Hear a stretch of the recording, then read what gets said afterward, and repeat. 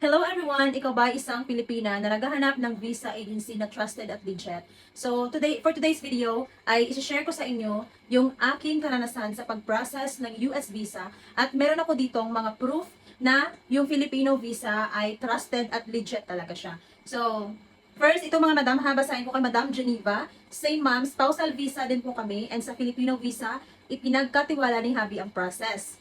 At ito namang isang proof kay Madam Angel. Niremove ko lang yung kanilang mga surname mga madam ha, para sa kanilang ano na din. Para sa kanilang privacy. Kami din, Filipino Visa Agency namin, maganda talaga, dyan legit dito.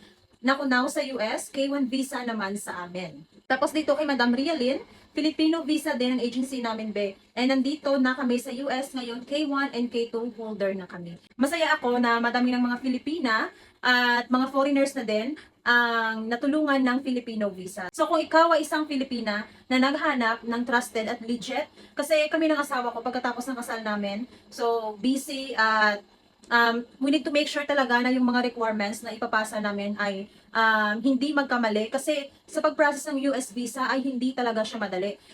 Kahit ano lang, kahit may mga mistake ka lang, pwede ma-delay yung process mo ng months. So, ang sabi ng asawa ko, syempre sa pag-process ng visa ay magastos din. So, yung sabi ng asawa ko, what if mag-try tayo ng visa agency na yung pera natin ay worth it? Kasi kung magbabayad ka lang naman, syempre dun tayo sa worth it, di ba? At yung Filipino visa pala ay meron silang free consultation. Pwede mo akong i-message at ilagay ko lang yung link sa comment section. Yun lang mga madam, and I hope na makatulong ako sa inyo. Thank you so much. God bless you all.